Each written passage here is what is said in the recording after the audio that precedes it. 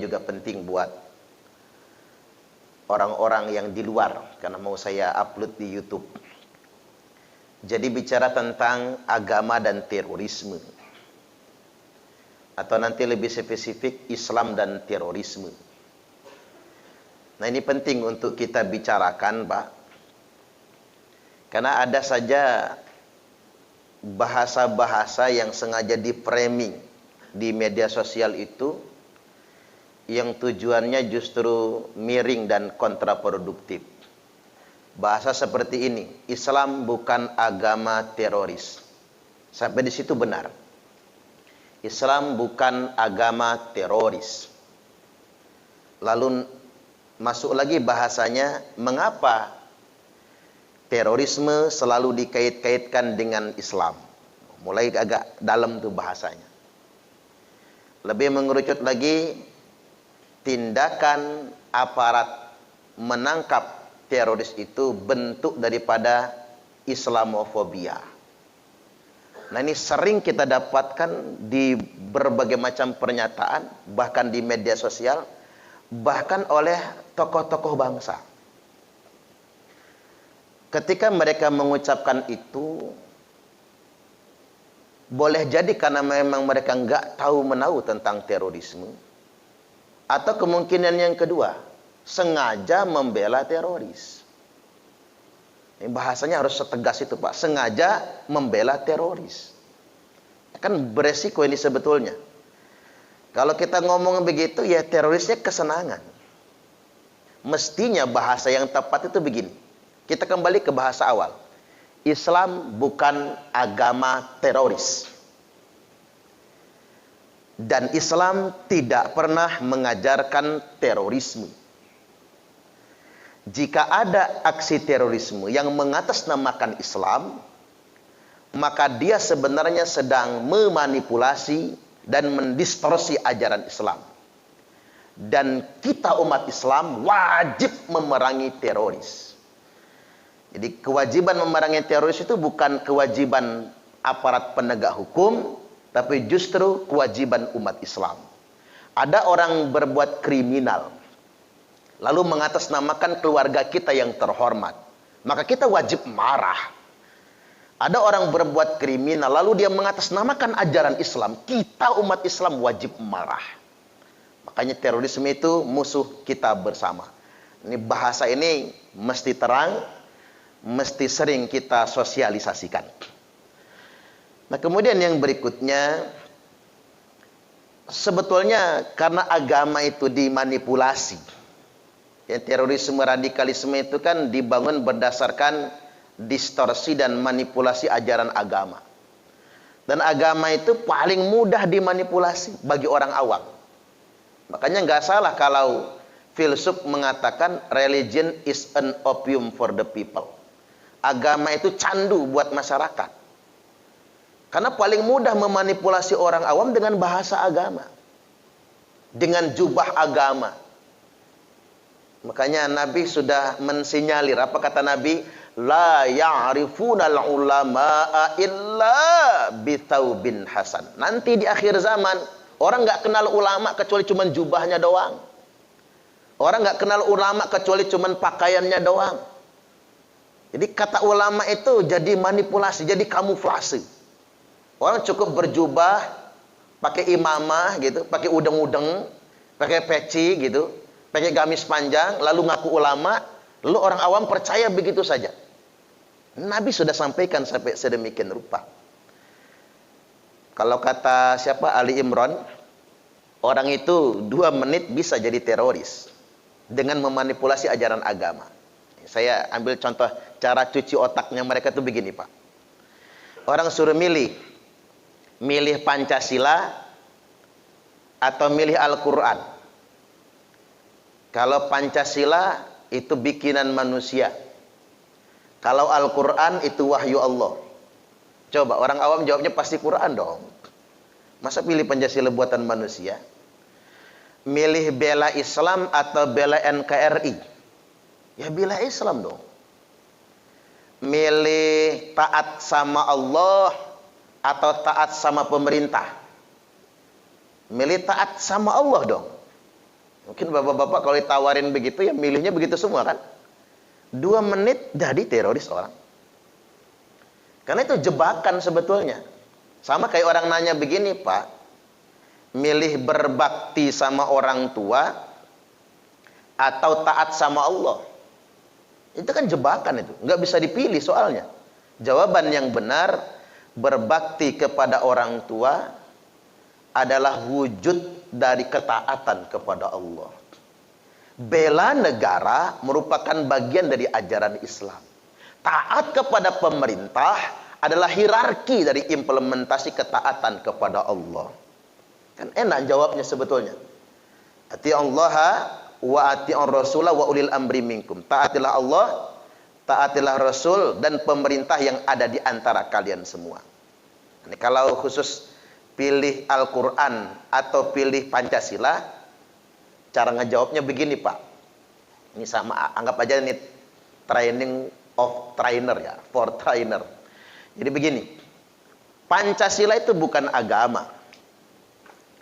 Dan Pancasila itu tidak untuk menggantikan agama. Serta Pancasila itu sesuai dengan tujuan agama. Mengapa demikian? Karena dulu Nabi 10 tahun, 13 tahun ya, di Mekah nggak punya negara. Bangsa Arab itu bangsa yang nggak punya negara. Mereka cuma kabilah-kabilah suku-suku. Lalu Nabi hijrah ke Madinah, juga kabilah-kabilah suku-suku. Jadikan negara pertama, namanya negara Madinah. Negara yang Nabi dirikan bukan negara Islam. Ini kan mesti sedemikian itu bahasanya. Bukan negara Islam. Dan dasar negaranya bukan Al-Quran. Negara Madinah itu konstitusinya Piagam Madinah atau Al-Madinatu Masyrutiyah, Piagam Madinah. Nah, ini yang dijiplak oleh para pendiri NKRI, pendiri bangsa kita. Kita bikin negara, Negara Kesatuan Republik Indonesia, bukan negara Islam, nyontoh Nabi. Dasar negara kita bukan Al-Quran, nyontoh Nabi. Bermula dari Piagam Jakarta. Kalau Nabi dulu Piagam Madinah, kita bikin Piagam Jakarta. Yang mengerucut kemudian menjadi Pancasila. Nah, itu kan keren, Pak. Oh, kalau kita menghayati sejarah, keren banget itu lahirnya Pancasila itu. Karena betul-betul nyontoh sunnah Nabi. Ini lebihnya Indonesia, inilah hebatnya Indonesia. Ketuhanan yang Maha Esa, Qul huwallahu ahad, Quran itu. Kemanusiaan yang adil dan beradab, innallaha ya'muru bil adli wal ihsan, jelas di Quran. Persatuan Indonesia, wa'tasimu bihablillahi jami'an wa la tafarraqu. Kerakyatan yang dipimpin oleh hikmat kebijaksanaan dalam permusyawaratan perwakilan. Kalau dihayati sila keempat ini, Pak, dalam sebuah sistem politik, itu nyontoh banget itu. Karena ngapa? Terpilihnya Abu Bakar, permusyawaratan perwakilan. Terpilihnya Umar, permusyawaratan perwakilan. Terpilihnya Utsman dan Ali, permusyawaratan perwakilan. Nah, itu khilafah kan? Khilafah dalam konsep itu demikian rupa. Makanya kata Nabi, al-khilafatu fi ummati 30 sana. Khilafah di tengah-tengah umatku itu cuma 30 tahun. Abu Bakar 2 tahun, Umar 10 tahun, Utsman 12 tahun, Ali 6 tahun. Pas 30 tahun. Hanya 30 tahun, itu hadis sahih. Al-khilafatu fi ummati 30 sana. Kekhilafan di tengah-tengah umatku itu cuma 30 tahun. Ini bohong, Pak, kalau ada orang ngomongin Turki Utsmaniyah khilafah. Bukan kerajaan. Bani Umayyah kerajaan, Bani Abbasiyah kerajaan, Saudi sekarang pun kerajaan. Setelah 30 tahun khilafah, kata Nabi, tsumma mulkun, maka berganti dengan kerajaan, monarki absolut. Jadi balik lagi, luar biasa sila keempat itu. Keadilan sosial bagi seluruh rakyat Indonesia, sila kelima. I'dilu huwa aqrabu littaqwa. Nah, kalau sila keempat itu ayatnya wa amruhum syura bainahum.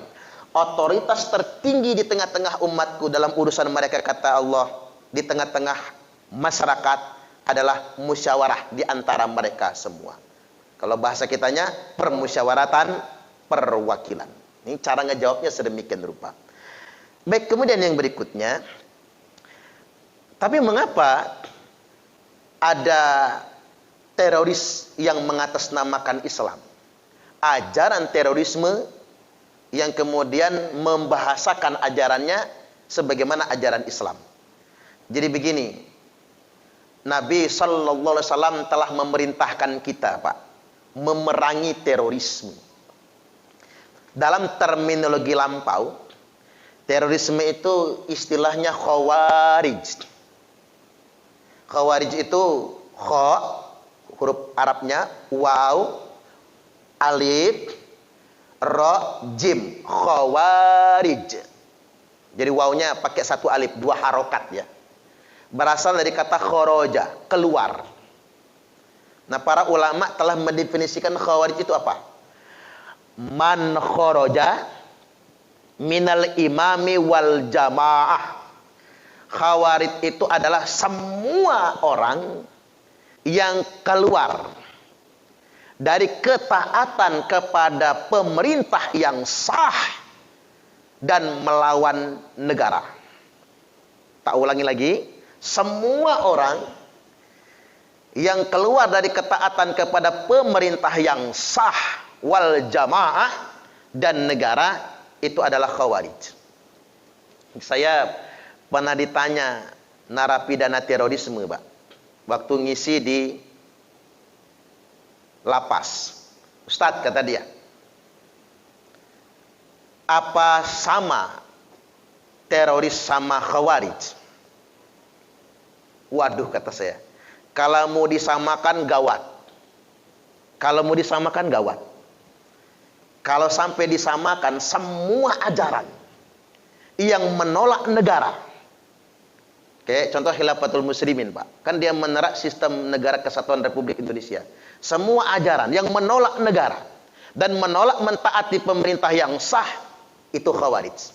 Kalau mau disamakan teroris semua. Kayaknya penuh penjara di Indonesia nih, Pak. Mesti nambah penjara lagi kita kalau seandainya disamakan. Nah, dalam sistem perundang-undangan kita itu belum disamakan karena teroris itu sudah ke aksinya. Tapi kalau ngacu kepada kalimat khawarij, Bapak Ibu, khawarij semua belum berbentuk aksi ini, baru berbentuk keyakinan, baru berbentuk pemikiran. Ketika dia menolak sistem, menolak pemerintah yang sah, menolak negara, maka dia khawarij. Makanya di Arab Saudi halal darahnya. Karena bagi Saudi khawarij dengan teroris itu sama. Maka semua ide dan gagasan menolak pemerintah halal darah. Termasuk begini, Pak. Beda hari raya saja sama pemerintah. Kalau di Saudi dianggap khawarij, maka halal darahnya melawan pemerintah yang sah, bugot. Makanya di Arab nggak ada yang beda hari raya. Kalau hukum di Arab dipakai di Indonesia, potol semua para orang, Pak. Karena Indonesia ini negara yang paling unik. Satu-satunya negara yang hari raya bisa beda, ya Indonesia ini sebetulnya. Kalau negara-negara lain tidak boleh. Hari raya itu beda dengan pemerintah, itu tidak boleh sama sekali. Karena ada keterangannya, as-saumu kama yasumun nas, wal fitru kama yuftirun nas, wal adha kama yudhuhin nas. Mulai puasa, Idul Fitri, Idul Adha, wajib bersama pemerintah dan orang kebanyakan. Tidak boleh mengumumkan sendiri. Baik, sekarang kita masuk lebih menekan lagi. Apa ada perintahnya memerangi teroris di dalam Islam? Iya. Bahkan ini jihad terbesar itu. Jadi jihad yang pahalanya paling tinggi nilainya adalah perang melawan teroris. Nah, ini yang harus kita ketahui. Ternyata bukan perang lawan Belanda, Pak. Bukan perang lawan Jepang. Dalam hadis-hadis sahih itu yang paling gede pahalanya itu perang melawan teroris. Nabi sampai bersabda begini, kila bundar, kila bundar, kila bundar, anjing-anjing neraka. Nabi itu nggak pernah berkhutbah sekasar ini. Kalau saya cara main di kampung tak halusin, Pak. Kiri-kiri neraka. Atau bahkan segawan neraka. Anjing-anjing neraka. Syarru qatla tahta adimis sama. seburuk-buruknya kematian di bawah kolong langit ini adalah mati sebagai teroris, sebagai khawarij. Wa khairu qatla man qataluhu, dan sebaik-baiknya kematian adalah orang yang gugur karena berperang melawan teroris. Ini luar biasa ini, hadis Sahih Muslim. Nabi bersabda kemudian berikutnya, yakhruju qaumun min ummati, akan keluar sekelompok orang di tengah-tengah umatku. Yaqra'unal Qur'an, mereka semua fasih-fasih membaca Al-Qur'an. Jadi jangan ketipu, Pak. Jangan-jangan sampai polisi takut nangkep teroris karena fasih membaca Qur'annya. Karena guru ngaji misalnya, Pak. Karena punya pondok. Saya setuju dengan kepala BNPT yang mengatakan 198 pondok pesantren terafiliasi terorisme. Karena memang ada yang sedemikian rupa mengajarkan anti Pancasila, pro ideologi khilafah, anti negara kesatuan Republik Indonesia. Cuman saya nggak setuju kalau kepala BNPT habis itu minta maaf. Jangan minta maaf. Saya buat pernyataan terbuka di media. Jangan minta maaf, kata saya. Nggak perlu minta maaf. Itu benar itu. Biar masyarakat kita tuh waspada. Karena ada kejadian, Pak. Bapaknya polisi. Anaknya masuk rumah tahfiz. Di situ didoktrin hormat bendera haram. Nyanyi lagu Indonesia Raya haram. Pancasila togut. 6 tahun mondok di situ, upacara nggak pernah, hormat bendera nggak pernah, nyanyi lagu Indonesia Raya haram. Bapaknya polisi, anaknya jadi teroris. Apa jadinya anak kita? Jadi umat Islam itu tidak boleh lebay. Oh, lebay amat. Ngapa sih pemerintah menuduh pesantren sarang teroris? Lah siapa yang nuduh? Dia aja yang melebay, membesar-besarkan. Kalau saya mandangnya sebaliknya. Jumlah pesantren di Indonesia ini 28.800 pondok pesantren. Yang terafiliasi ajaran radikal cuma 198. Berarti cuma 0,7%. Ada 99,3% pesantren yang masih setia NKRI. Saya ini tidak underestimate sama pondok atau sama rumah tahfiz. Saya punya rumah tahfiz, Pak. Saya juga mendirikan pondok pesantren gitu. Tidak underestimate. Tapi penting itu untuk disampaikan. Karena memang jangan tertipu. Mereka hafal Quran, mereka membaca Al-Quran. Laisa qira'atukum ila qira'atihim bisyai'. Ini jelas betul Nabi itu mensabdakannya. Bacaan Quran kalian, kata Nabi, nggak ada apa-apanya dibandingkan dengan bacaan Quran mereka. Kalau mau dihitung rajin mereka lah baca Quran dari kita. Baca Quran kalian tidak ada apa-apanya, kata Nabi. Wala salatukum ila salatihim bisyai'. Salat kalian nggak ada apa-apanya dibandingkan dengan salat mereka. Imam Ali itu menyatakan Khawarij itu teroris zaman awal itu kalau salat khatam Quran 5 juz dalam salat tahajud. Tahajud, Pak, 5 juz. Kita mah gempor salat begitu. Jangankan tahajud 5 juz, diajak tarawih 23 rakaat aja bubaran di masjid. Salat kalian tidak ada apa-apanya. Wala siyamukum ila siyamihim bisyai'. Puasa kalian tidak ada apa-apanya dibandingkan dengan puasa mereka. Yahkiru ahadukum amalahum min amalihim. Salah seorang di antara kalian pasti minder kalau membandingkan amalnya sendiri dengan amalan teroris itu. Mereka tuh secara ubudiyah jauh mengalahkan kita. Tapi jangan pernah ragu, kata Nabi. Fa idza kharaju faqtuluhum, maka apabila mereka semua sudah keluar, perangi mereka. Tsumma idza kharaju faqtuluhum, sungguh apabila mereka sudah keluar, perangi mereka. Tsumma idza kharaju faqtuluhum, sungguh apabila mereka sudah keluar, perangi mereka. 3 kali nyebutnya. Nabi itu jawami'ul kalim.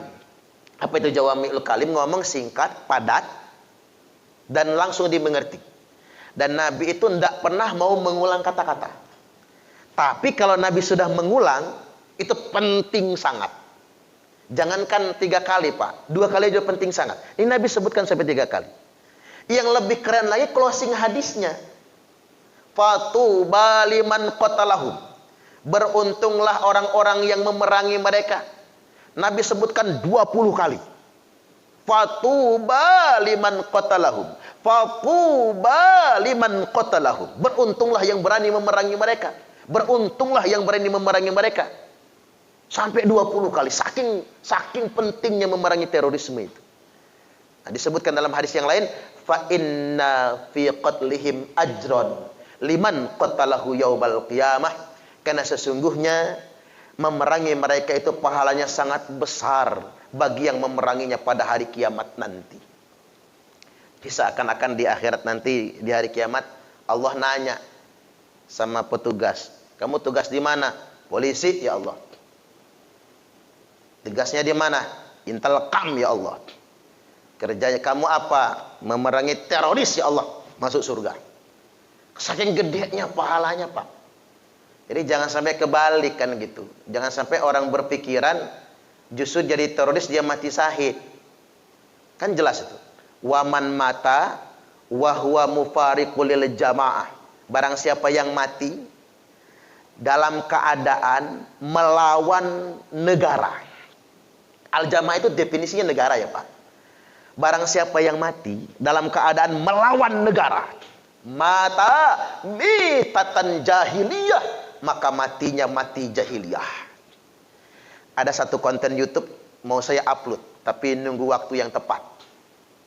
Ada orang nuduh pemerintah zalim. Karena kan tuduhannya pemerintah zalim. Menuduh pemerintah zalim, lalu membangkang pemerintah, lalu mati dalam keadaan membangkang pemerintah. Apakah dia mati syahid atau dia mati jahiliyah? Itu ada satu konten YouTube sengaja saya kupas, matinya mati jahiliyah. Alih-alih mati syahid, tidak mati syahid, tapi matinya mati jahiliyah. Baik, satu hadis lagi sebelum kita tanya jawab. Kita dihadapkan dengan begitu banyak perbedaan di akhir zaman ini, Pak. Saya kasih 2 hadis ya, bukan 1 hadis, 2 hadis sebagai solusi buat kita.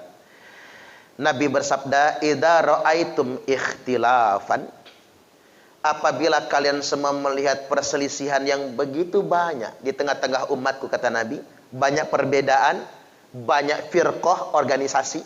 Firqah itu kelompok-kelompok ormas, organisasi. Fa'alaikum bisawadil a'zam. Kalau mau selamat, kata Nabi, pilih kelompok yang mayoritas. Kalau di Islam itu, di dunia internasional nyebutnya Ahlus Sunnah wal Jamaah. Ahlus Sunnah wal Jamaah itu dalam konteks keindonesiaan NU dan Muhammadiyah. Makanya NU itu keren banget, Pak. Betul-betul mayoritas yang melindungi. Bahkan makanya NU itu luar biasa. Bagaimana menunjukkan perlindungan kepada mayoritas. Makanya saya nyeramain banser-banser NU itu. Kalau Anda semua dinyinyir satpam gereja, kata saya, ditanya tentang toleransi, katakan kepada mereka, ngepam di gereja itu bukan toleransi. Karena toleransi itu beda. Toleransi itu orang Nasrani Natalan, orang Hindu Nyepi, masing-masing itu toleransi. Orang Islam Idul Fitri, itu namanya toleransi, masing-masing. Tetapi banser ngepam di gereja itu bukan toleransi, bukan tasamu, tapi rahmatan lil alamin. Di mana kita melindungi yang minoritas. Coba bayangkan kalau kita di Bali, orang Islam lagi Idul Fitri, lalu pecalang-pecalang Bali menjaga umat Islam yang sedang ibadah, ada rasa nyaman kan? Atau kita di NTT, orang Islam minoritas, kita sedang sholat, masjid kita dijaga oleh pemuda-pemuda gereja, kan nyaman kita. Itu yang disebut dengan rahmatan lil alamin, kebersamaan di sana. Itu bukan bab toleransi, tapi bab rahmatan lil alamin. Ini yang perlu dipahami. Tapi ada solusi kedua ini. Seandainya tadi, Pak, Ustadz saya nggak mau ber-NU, nggak mau ber-Muhammadiyah, nggak mau ber-LDII, nggak mau berfiqh ini dan itu. Ada pilihan terakhir, ini pilihan final ini. Nanti umatku berfirqah-firqah, kata Nabi. Orang Nasrani pecah sekian golongan, Orang Yahudi berfirqah sekian golongan, orang Islam Muslim umatku kata Nabi berfirqah sekian golongan, tapi ingat, hanya ada satu kelompok yang selamat. Nabi nyebutnya firqatun najiyah, kelompok yang paling selamat. Apa itu? Wahyal jamaah, yakni yang membela negaranya. Al jamaatu hiyal ijtima'. Al jamaah adalah tempat berkumpulnya segenap pemimpin umat untuk bersepakat dalam urusan mereka, dan satu-satunya institusi yang paling sah sebagai tempat berkumpulnya segenap pemimpin umat dalam rangka bersepakat dalam urusan mereka hanya negara. Maka kelompok yang paling selamat di akhir zaman ini adalah kelompok yang membela al-jamaah, yakni yang membela negaranya sendiri. Baik, demikian prolog dari saya. Sekarang kita buka sesi tanya jawab. Saya persilahkan.